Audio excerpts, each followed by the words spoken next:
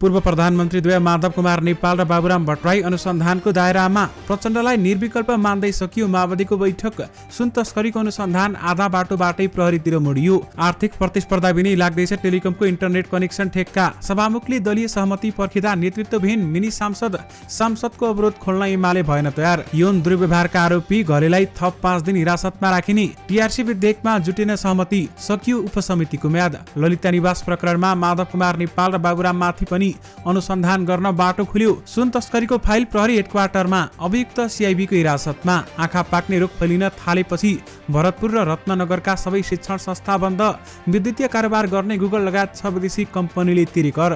सुन तस्करीको मुद्दा र पक्राउ परेका आरोपित प्रहरीलाई बुझाउने राजस्व अनुसन्धान विभागको निर्णय। राष्ट्रिय स्वतन्त्र पार्टीको मोबाइल क्लिनिक सेन्टर निरन्तर चल्यो। उत्तराखण्डको पहिरोमा बेपत्ता नेपालीको उद्धार गर्न नेपाली कङ्ग्रेसको आग्रह।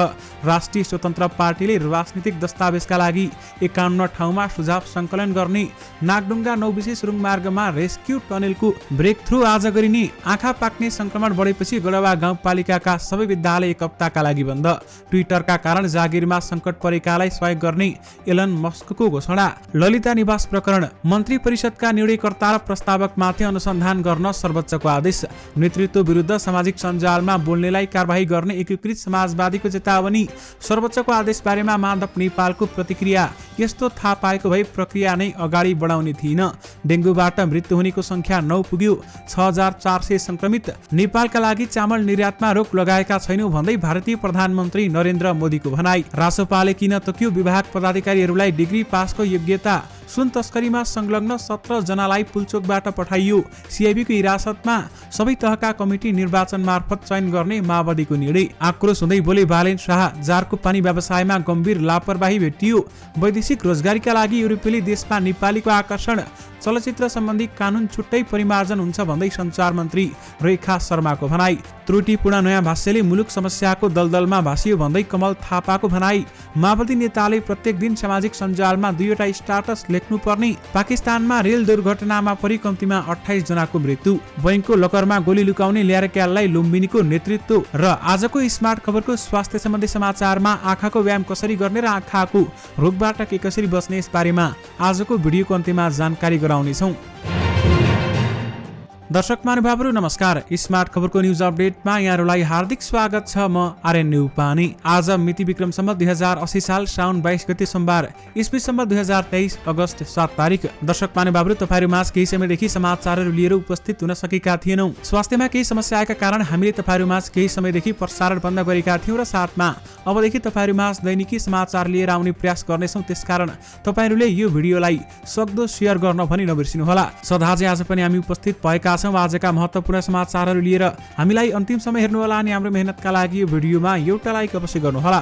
दर्शक महानुभावहरू, पलपलको न्युज अपडेटका लागि हाम्रो च्यानललाई सब्स्क्राइब गरी नजिकै आउने बेल आइकनलाई क्लिक गर्नुहोला। कहाँबाट हेर्दै हुनुहुन्छ अनि के कस्तो लाग्दैछ आफ्ना कुराहरू तलको कमेन्ट बक्समा कमेन्ट गर्नुहोला। दैनिक रूपमा हेर्नुहुन्छ भने रेगुलर भनेर लेखिदिनुहोला।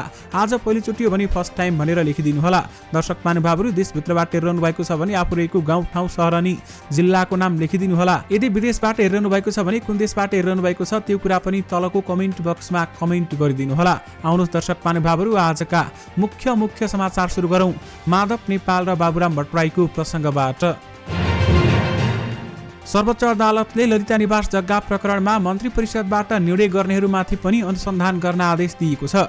ललिता निवास जग्गा अनियमितता प्रकरणमा मुछिएका युवराज पौडेलले दायर गरेको बन्दी प्रत्यक्षीकरणको निवेदनमा न्यायाधीश अनिल कुमार सिन्हा र डाक्टर कुमार चुडालको इजलासले नीति निर्मातामाथि समेत अनुसन्धान गर्न आदेश दिएको हो। आदेशमा भनिएको छ 2066 चैत्र, 2067 वैशाख 31, 2067 साउन 28 तथा 2079 असोज 18 को नेपाल सरकारको मन्त्री परिषदको निर्णय तथा निर्णय प्रमाणित गरी कार्यान्वयन तहमा प्रत्यक्ष रूपमा संलग्न हुनेहरू मन्त्रालय स्तरमा सो निर्णय गर्ने किटानी प्रस्ताव पेश गर्ने वा प्रस्तावमा संलग्न माथिल्लो तहका पदाधिकारी वा अधिकारीको पदसोपान अनुसन्धानकर्ताको सवाल बमोजिम पिरामिडको माथिल्लो तहबाट समेत गरी अब उपरान्तको थप अनुसन्धानलाई कार्य अविलम्ब सम्पन्न गर्नु गराउनु भनी प्रत्यक्षहरूको नाममा यो आदेश जारी गरिएको छ। सर्वोच्चको यो आदेशले ललिता निवास जग्गा प्रकरणमा पूर्व प्रधानमन्त्री द्वय माधव कुमार नेपाल र डाक्टर बाबुराम भट्टराईमाथि अनुसन्धान अनुसन्धान अगाडि बढाउन बाटो खुलेको छ। माधव नेपाल नेतृत्वको मन्त्री परिषद बैठकले प्रधानमन्त्री निवास विस्तार गर्ने भन्दै नक्कली मोहीलाई सरकारी जग्गा सट्टा भर्ना दिएको थियो। त्यस्तै डाक्टर बाबुराम भट्टराई नेतृत्वको मन्त्री परिषद बैठकले अस्तित्वमै नरहेको पशुपति टिकिन्छा गुठीका नाममा ललिता निवासको जग्गा दर्ता गर्न सैद्धान्तिक स्वीकृति दिएको थियो। त्यस्तै मन्त्री परिषदको निर्णय प्रमाणित गर्ने तत्कालीन मुख्य सचिवहरू माधव प्रसाद घिमिरे र लीलामणि पौडेल पनि अनुसन्धानको दायरामा पर्ने भएका छन्। घिमिरेको सडक दुर्घटनामा निधन भइसकेको छ। विशेष गरी ललिता निवास प्रकरणमा माधव नेपाल र बाबुराममाथि पनि अनुसन्धान गर्न बाटो खुलेको छ भने अनुसन्धान पनि हुने बताइएको छ।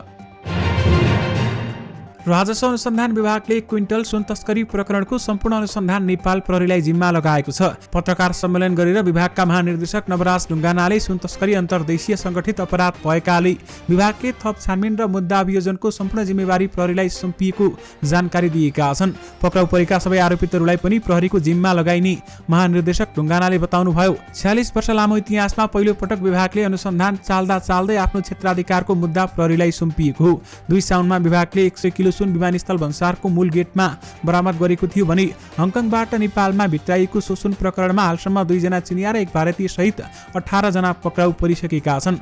पक्राउ पर्नेमा 3 जना विमानस्थल भन्सारका कर्मचारी पनि रहेका छन्। सुन बरामद भएको तेस्रो सातासम्म विभागले सुन तस्करको बालटार लाजिमपाट सोरखुट्टे र टोखाका 4 वटा गोदाममा छापा मारेको थियो। नेकपा एकीकृत समाजवादी पार्टीका अध्यक्ष तथा पूर्व प्रधानमन्त्री माधव कुमार नेपालले बालटार स्थित ललिता निवास जग्गा प्रकरणमा सर्वोच्च अदालतले दिएको आदेश बारेमा आफूलाई धेरै कुरा थाहा नभएको प्रारम्भिक प्रतिक्रिया दिएका छन्। सर्वोच्च अदालतले ललिता निवास प्रकरणमा तत्कालीन मन्त्री परिषदले गरेको 4 वटा निर्णयमा संलग्नहरूलाई पनि अनुसन्धानको दायरामा ल्याउन आदेश गरेपछि नेता नेपालले यस्तो प्रतिक्रिया दिएका हुन्। सर्वोच्चका न्यायाधीश अनिल कुमार सिन्हा र डाक्टर कुमार चुडालले आज गरेको फैसला अनुसार तत्कालीन प्रधानमन्त्री रहेका नेपाल सहित डाक्टर बाबुराम भट्टराई समेत अनुसन्धान गर्न बाटो खुला गरिदिएको छ। दर्शक महानुभावहरू, पूर्व प्रधानमन्त्री माधव कुमार नेपालले अदालतको आदेशका बारेमा आफूले पनि के भएको हो भनेर धेरै कुरा बुझि नसकेको बताएका छन्। आदेश के कसो भएको हो मैले बुझेको छैन, नेपालको भनाइ छ। उनले आफू आज बाहिर जाने तयारीमा रहेको पनि बताएका छन्। म आज बाहिर जाँदैछु, मैले आज पार्टीको मिटिङमा यसबारेमा जानकारी पनि गराइसकेको छु। अब अदालतको आदेश आएकाले प्रधानमन्त्रीसँग सल्लाह गरेर मात्रै जान्छु भन्दै माधव नेपालको भनाइ छ। अध्यक्ष नेपाल पार्टीका निकट प्रवासी नेपाली एकता मञ्चको कार्यक्रममा भाग लिन आज बिहान लन्डन जान लागेका छन्। विशेष गरी सर्वोच्चको आदेश बारेमा माधव नेपालले यस्तो थाहा पाएको भए प्रक्रिया नै अगाडि बढाउने थिइन भन्दै प्रतिक्रिया दिएका छन्। काठमाडौँ महानगरपालिकाको कृषि तथा खाद्य विभाग, खाद्य प्रविधि तथा गुण नियन्त्रण विभाग सहित सरकारवाला निकायले आज गरेको अनुगमनका क्रममा जारमा राखेर गरिने पानीको व्यवसायमा गम्भीर लापरवाही र त्रुटि फेला पारेको छ। यसको गुणस्तर परीक्षणका लागि प्रयोगशालामा पठाइएको महानगरका मेयर बालेन शाहले जानकारी दिनुभएको छ।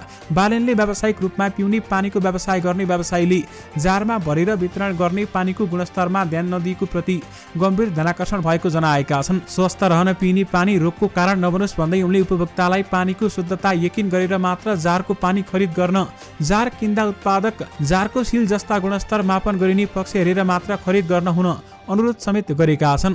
बर्खायाममा पानीजन्य रोग लागेर बिरामी हुने व्यक्तिको संख्या उल्लेख्य हुने गरेको छ।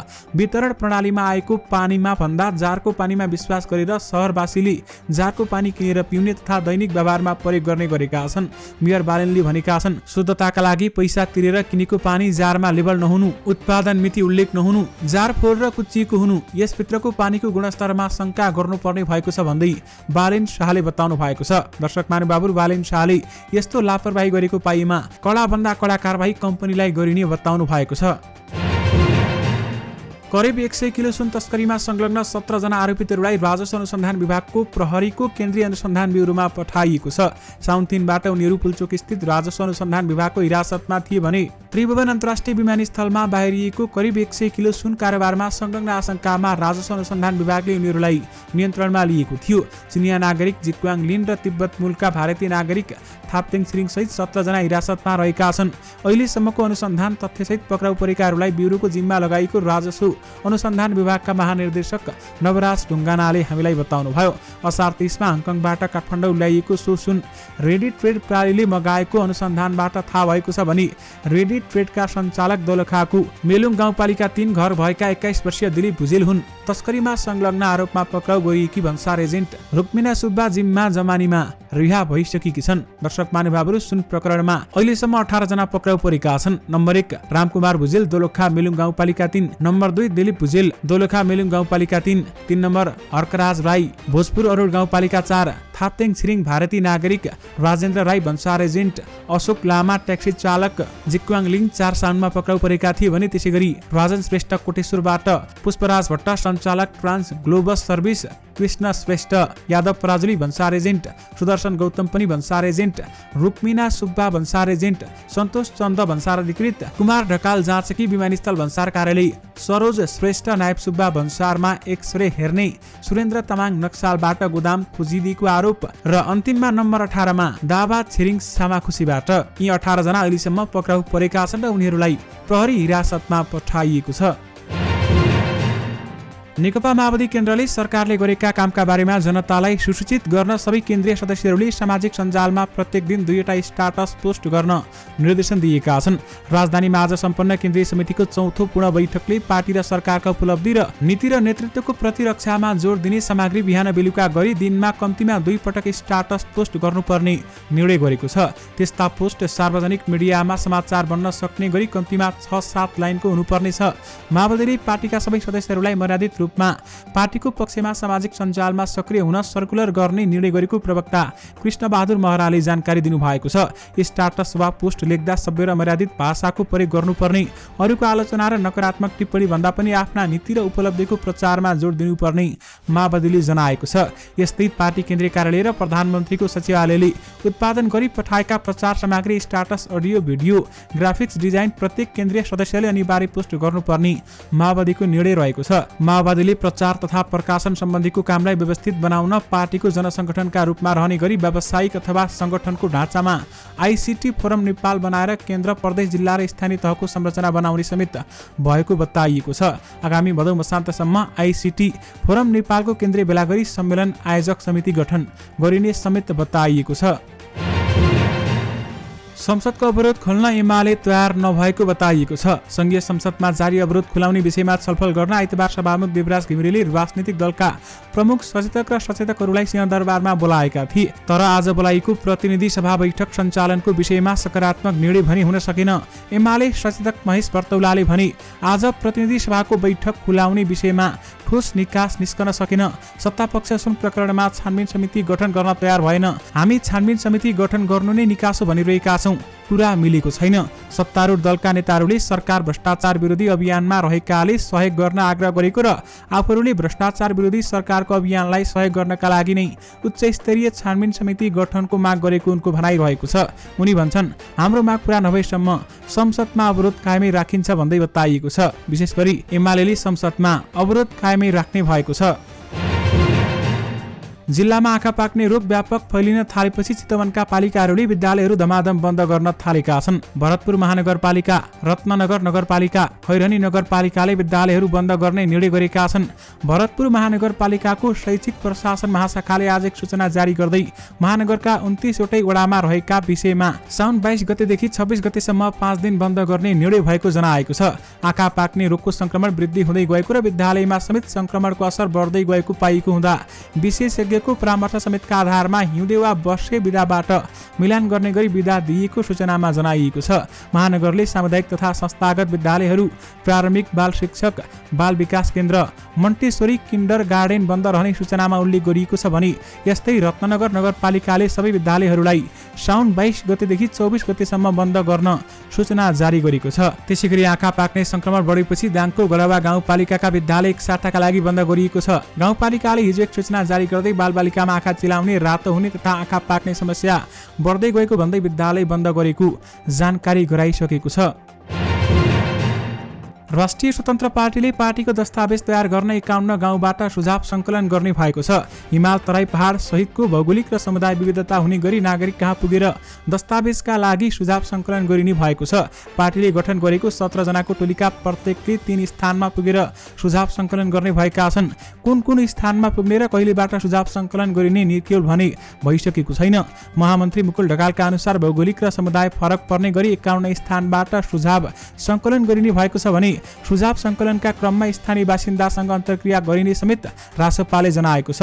सुझाव सङ्कलन गरिने स्थान छनौट गर्दा एउटै जिल्लाका 2 ठाउँ नहुने गरी 51 गाउँ चयन गर्ने तयारी गरिएको छ भने भौगोलिक र समुदायमा विविधता हुने गरी ठाउँ निश्चित गर्ने जिम्मेवारी दस्तावेज तयारी समितिका सदस्य मनिष झालाई जिम्मेवारी दिएको छ। सुझाव सङ्कलनका लागि खटिदार टोलीका सदस्य आफ्नो गृह क्षेत्रमा जान भने पाउने छैनन्।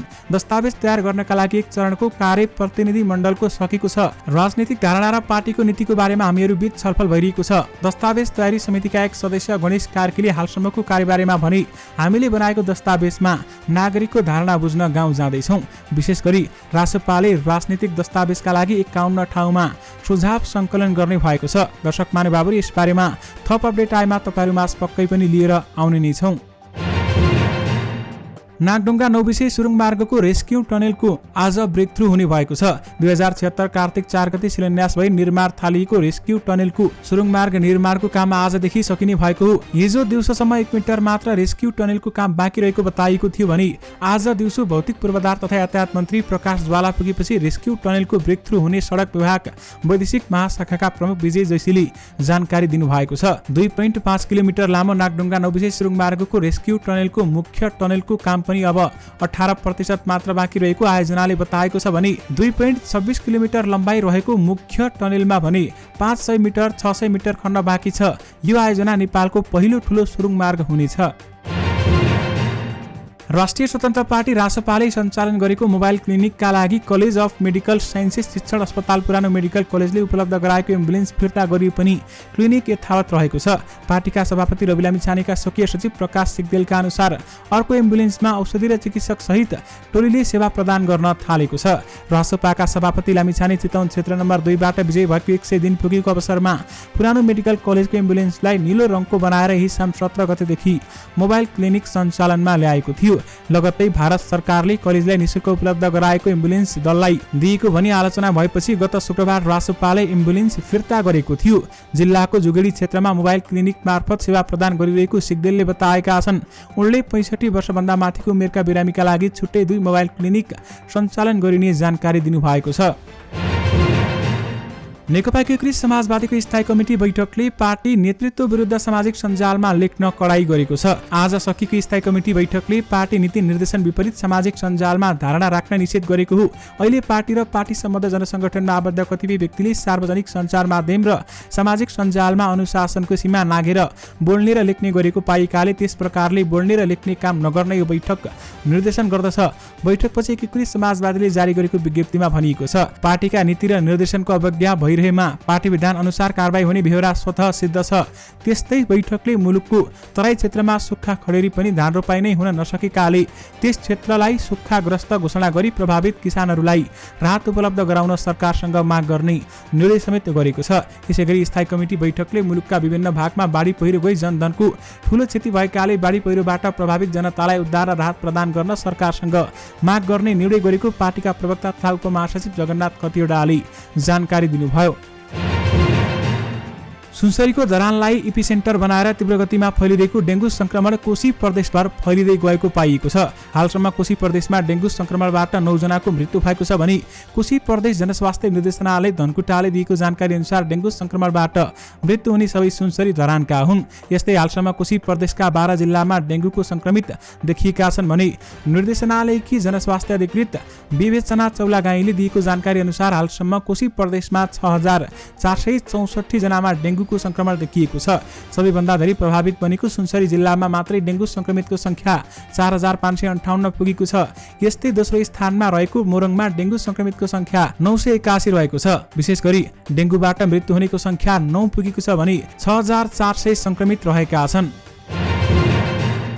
भारतका प्रधानमन्त्री नरेन्द्र मोदीले भारतले चामल निर्यातमा लगाएको प्रतिबन्ध नेपालका लागि नभएर अन्य देशका लागि मात्र भएको प्रश्न पारेका छन्। प्रधानमन्त्री पुष्पकमल दाहाल प्रचण्डसँग फोन संवाद गर्दै भारतीय प्रधानमन्त्री नरेन्द्र मोदीले सो कुरा स्पष्ट पारेका हुन्।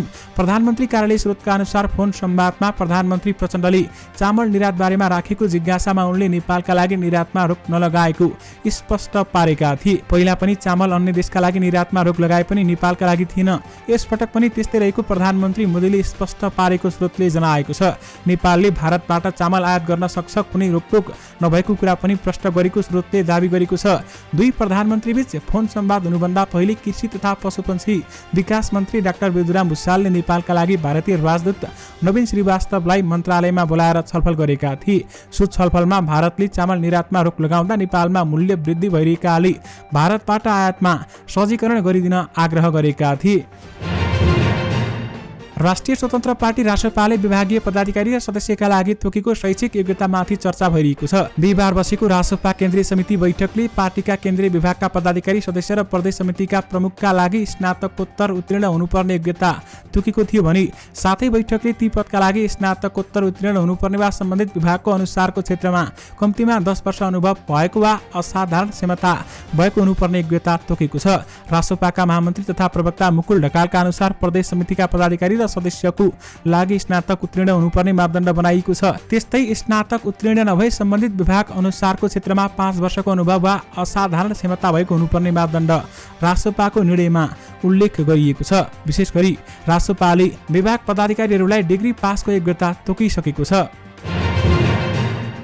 नेकपा माओवादी केन्द्रले सबै तहका कमिटीहरू निर्वाचन मार्फत चयन गर्ने भएको छ। परम्परागत ढङ्गले कमिटीहरू गठन गर्दा चलायमान हुन नसकेको निष्कर्षका साथ अबदेखि माओवादीले निर्वाचन पद्धति मार्फत कमिटीहरू गठन गर्न लागेको हो। माओवादीले अहिलेसम्म अधिकांश पार्टी कमिटी चयन गर्दा टिके प्रथाबाट गर्दै आएको थियो भने माओवादी केन्द्रकी केन्द्रीय सदस्य नारायणी शर्माले बैठकले पार्टी तथा जनसङ्गठनका सम्पूर्ण कमिटीहरू निर्वाचन मार्फत चयन गर्ने जानकारी दिएकी छन्। शर्माका अनुसार बैठकले अध्यक्ष र वरिष्ठ उपाध्यक्ष पनि सातै प्रदेशका 7वटा वडामा जनतासँग माओवादी विशेष रूपान्तरण अन्तर्गत खटिने निर्णय भएको समेत बताइएको छ। यस्तै सबै पदाधिकारीको कार्यविभाजन तोकिएको छ भने रूपान्तरण अभियानको कार्यक्रम तय भएको पनि बताइएको छ। विशेष गरी सबै तहका कमिटी निर्वाचन मार्फत चयन गर्ने माओवादीले निर्णय गरेको छ। नेपालीहरूले वैदेशिक रोजगारीका लागि युरोपलाई नयाँ गन्तव्य बनाउँदै गएका छन्। खाडी मुलुक केन्द्रित हुँदै आएको पछिल्ला वर्षहरूमा भने युरोपतिर ध्यान जान थालेको देखिन्छ।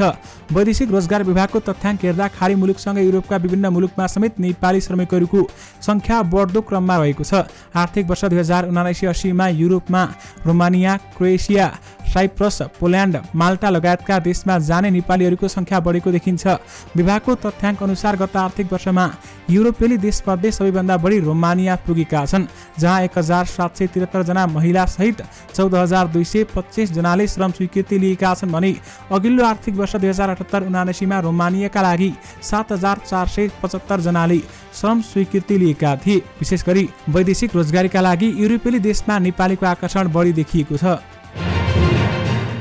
सञ्चार तथा सूचना प्रविधि मन्त्री रेखा शर्माले नेपाली चलचित्र सम्बन्धी विद्यमान कानुन छिटोभन्दा छिटो परिमार्जन गर्ने बताएकी छन्। पुरानो ऐन नियमलाई परिमार्जन गरेर चलचित्र क्षेत्रको विकास गर्नुपर्ने भएकाले सरकारले सो कामलाई छिटो सम्पन्न गर्न लागेको मन्त्री शर्माले बताउनुभयो। काठमाडौँमा आयोजना गरेको एक कार्यक्रममा उनले बोल्दै ब्ल्याक एन्ड व्हाइट युगबाट सुरु भएको नेपालको चलचित्र क्षेत्र डिजिटल युगमा प्रवेश गरिसकेकाले विज्ञहरूको सुझावको आधारमा त्यस सम्बन्धी कानुनलाई सरकारले परिमार्जन गर्दै अघि बढाउने योजना बनाएको पनि बताएकी छन्। मन्त्री शर्माले नेपाली चलचित्रलाई विदेशी चलचित्रसँग प्रतिस्पर्धा गर्न सक्ने गरी क्वालिटीमा ध्यान दिने समेत जरुरी रहेको बताएकी छन्।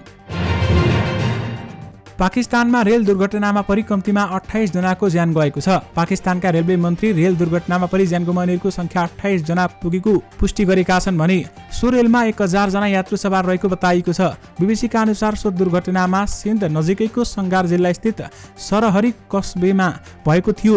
घटनाको विस्तृत विवरण आउन बाँकी रहेको अन्तर्राष्ट्रिय समाचार माध्यमहरूले जनाएका छन्। विशेष गरी पाकिस्तानमा रेल दुर्घटनामा परि कम्तीमा 28 जना भन्दा बढीको मृत्यु भएको छ। नेपाल टेलिकमको पोइन्ट अफ इन्टरकनेक्सनको ठेक्कामा आर्थिक प्रतिस्पर्धा नै नहुने भएको छ। टेलिकमले ठेक्कामा भाग लिएका 4 मध्ये 3 कम्पनीलाई प्राविधिक रूपमा अयोग्य डिस्क्वालिफाइड ठहर गरेपछि आर्थिक प्रतिस्पर्धामा चीनको प्रविधि प्रयोग गर्ने हुवावे इन्टरनेसनल सिङ्गापुर मात्र सहभागी हुने अवस्था जनाएको छ। अब हुवावेले जति रकम प्रस्ताव गरेको छ त्यही कबुल अङ्कमा यो ठेक्का लाग्नेछ। ठेक्का प्रक्रिया नसकिँदै देशका विभिन्न फरक फरक मोबाइल अपरेटरहरूको सेवालाई टेलिकमसँग जोड्ने इन्टरकनेक्सन प्रविधिलाई अपडेट गर्न टेलिकमले हुवावेको सोलुसन नै प्रयोग गर्ने निश्चित भएको छ। यसअघि पनि हुवावेले नै टेलिकमको इन्टरकनेक्सनको ठेक्का पाएको थियो र करिब 9 वर्षदेखि अहिलेसम्म हुवावेले नै यही कार्यको ठेक्कामा भेन्डरका रूपमा काम गरिरहेको छ। विशेष गरी आर्थिक प्रतिस्पर्धा बिना टेलिकमको इन्टरकनेक्सन ठेक्का लाग्ने भएको छ। यौन दुर्व्यवहारको आरोपमा पक्राउ परेका सोनाम घ्याप्चे घले लामा तुण्डुप थप 5 दिन हिरासतमा रहने भएका छन्। नेपाल प्रहरीको संयुक्त वृत्तले उनलाई थप 5 दिन हिरासतमा राख्न जिल्ला अदालत काठमाडौँबाट अनुमति लिएको प्रहरी वृत्तका प्रहरी निरीक्षक गोपाल रायमाझीले जानकारी दिनुभयो। अनधिकृत रूपमा बाल गृह सञ्चालन गरेर बालिकामाथि यौन दुर्व्यवहार गरेको आरोपमा प्रहरीले घलेलाई 10 साउनमा पक्राउ गरेको थियो। प्रहरी निरीक्षक रायमाझीका अनुसार एकजना बालिकाले जबरजस्ती करणी र 4 जनाले बाल यौन दुरुपयोगको आरोपमा उजुरी दिएका छन्। यस प्रकरणमा थप जारी आउन सक्ने देखेर प्रहरीले घलेमाथि अनुसन्धान जारी राखेको हो। बेपत्ता पारिएका व्यक्तिको छानबिन सत्य निरूपण तथा मेलमिलाप आयोग ऐनको संशोधन विधेयक टीआरसी विधेयकमा सहमति जुटाउन गठित संसदीय उपसमितिले जिम्मेवारी पूरा नगरी समय गुजारेको छ। पहिलो पटक पाएको 3 साताको समय सकेर थप भएको 15 दिनमा पनि उपसमिति ठोस निष्कर्षमा पुग्न नसकेको हो। उपसमितिले हालसम्म भएको छलफलका विषयमा समेटेर प्रतिवेदन लेख्ने तयारी गरेको छ। उपसमितिमा भएको छलफलले के विषयमा सहमति जुटायो र के बाँकी छ भन्ने बारेमा भने उपसमिति सदस्यहरूले खुलाएका छैनन्। विशेष गरी टीआरसी विधेयकमा सहमति जुटेको छैन भने उपसमितिको म्याद समेत सकिएको छ। विद्युतीय कारोबार गर्ने 6 विदेशी कम्पनीले कर तिर्न सुरु गरेका छन्। गत आर्थिक वर्ष 2079-80 देखि लागू गरेको विद्युतीय सेवा कर डिजिटल सर्भिस ट्याक्स डीएसटी बापत हालसम्म त्यस्ता कम्पनीहरूबाट करिब 10 करोड राजस्व सङ्कलन भएको ठूला करदाता कार्यालयले जानकारी दिएको छ। कार्यालयका अनुसार हालसम्म नेपालमा विद्युतीय सेवा सम्बन्धी कारोबार गर्ने 9 कम्पनी दर्ता भएका र 6 कम्पनीले कर तिरेका छन्।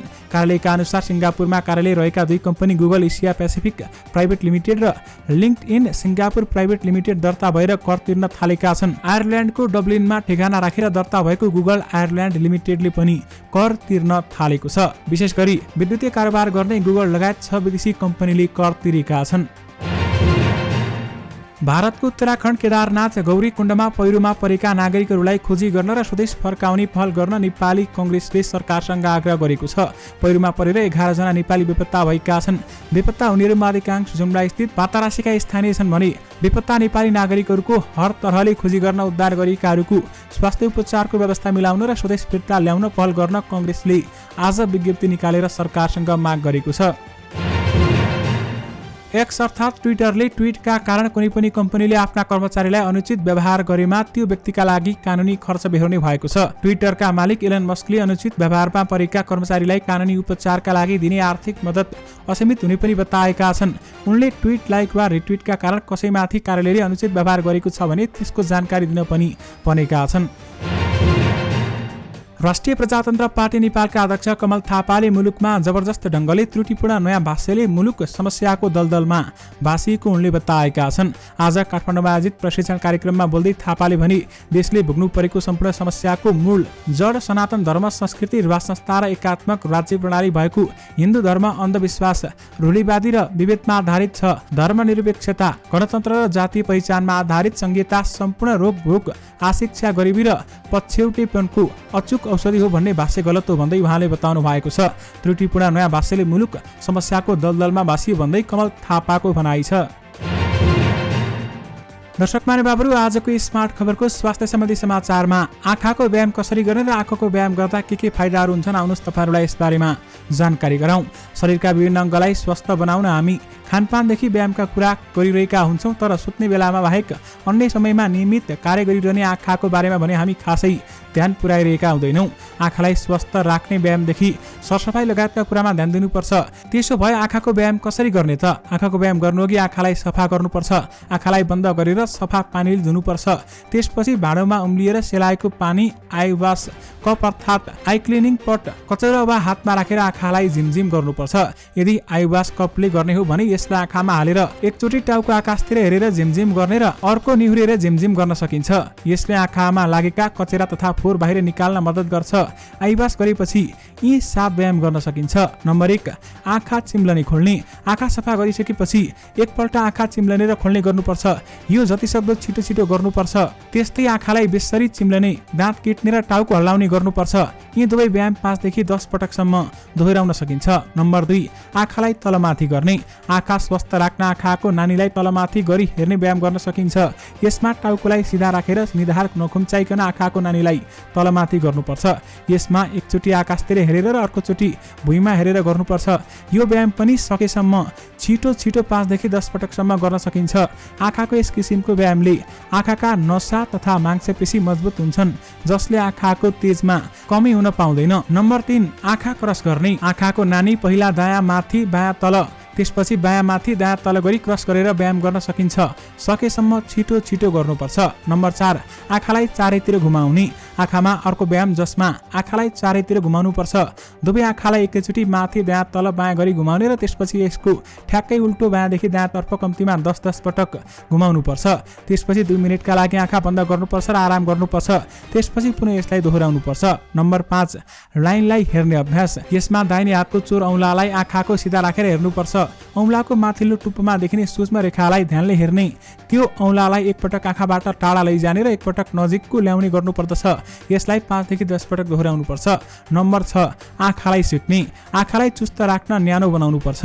आफ्नो हत्केलालाई एक आपसमा रगडेर तताउने अनि त्यसलाई आँखा चिम्म गरेर राख्नु पर्दछ। 6 सेकेन्डसम्म हत्केलालाई परेलामा राख्नु पर्दछ र यो प्रक्रियालाई 3 पटकसम्म दोहोऱ्याउनु पर्छ। यसो गर्नाले आँखाले तत्काल आराम पाउनेछ। नम्बर 7, ताद्रक विधि। यो एक योग विधि हो जसमा कुनै एउटा योगासनमा बस्नुपर्छ। त्यसपछि 5-6 मिनट टाढा मेणबत्ती वा दिएको ज्योति आँखाको लेभलमा राख्नुपर्छ। त्यसपछि त्यो मधुरो बत्तीलाई आँसु आउने गरी हेर्नुपर्छ र एकछिन आँखा चिम्लिएर ध्यान गर्नुपर्छ। यी सबै व्यायाम सकेसम्म दिनको 2 पटक बिहान बेलुका गर्न सकिन्छ। र आँखाको व्यायाम गर्दाका फाइदाहरू के रहेका छन् त? व्यायामले आँखामा भएको फोहोर निकाल्ने, ज्योति बढाउने, दृष्टि शक्ति बढाउने, यस्तै चस्मा लगाउनु पर्ने समस्याबाट पनि छुटकारा दिन मद्दत गर्दछ। यसले आँखाको नसा लचिलो तथा चलायमान बनाउँछ। व्यायामले आँखा सन्तुलित गराउने भएकाले आँखाको फोकस आउट हुने लगायतका समस्या निको पार्छ। आँखाको सरसफाइ तथा नियमित व्यायामले आँखा पोल्ने, दुख्ने, पाक्ने जस्ता समस्याबाट बच्न सकिन्छ। तर आँखामा संक्रमण, रातो हुने, आँखा पाक्ने रोक्छ भने यी व्यायाम गर्नु हुँदैन। यस्तो बेलामा व्यायाम गर्दा आँखा बिग्रने वा दुखाइ बढ्ने जस्ता समस्या बढ्न सक्छ। दर्शक महानुभावहरू, यससँगै तपाईँहरूमा आजका सबै मुख्य समाचारहरू राखिसकेका छौँ। फेरि पनि तपाईँहरूमा नयाँ मुख्य समाचारहरूको साथमा उपस्थित हुने नै छौँ। अहिलेलाई भने मलाई बिदा दिनुहोस्। नमस्कार।